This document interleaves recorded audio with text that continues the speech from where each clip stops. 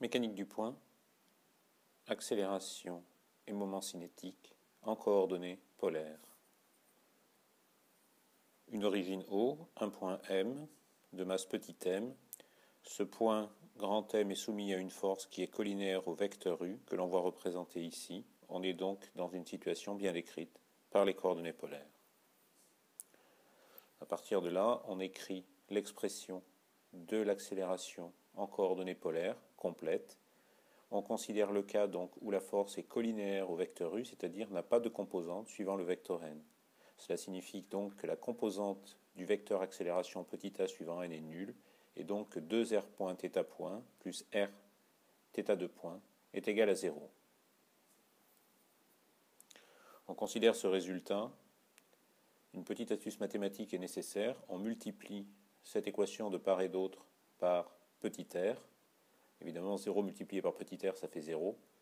Et on s'aperçoit que 2r point θ point plus r carré θ point égale 0, c'est en fait dire que la dérivée par rapport au temps de r carré θ point est égale à 0, et que donc r carré θ point est une constante. On réécrit le moment cinétique dans cette situation pour la masse petit m du point grand M par rapport au point O. Grand L égale OM vectoriel MV. Et on retrouve que ce moment cinétique est égal à m r carré θ point k. Le moment de la force grand F collinaire à U est nul. Le moment cinétique est une quantité conservée.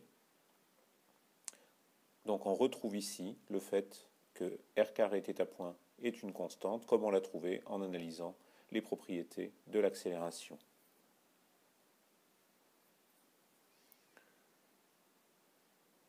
Conclusion, en coordonnées polaires pour une force centrale F parallèle à U, le fait de considérer que la composante suivant n de l'accélération en coordonnées polaires est égale à 0, ou le théorème du moment cinétique, puisque le moment de cette force est nul, donc dl sur dt est égal à 0, conduit dans les deux cas à la loi des airs, qui est la deuxième loi de Kepler, qui est r carré θ point égale constante.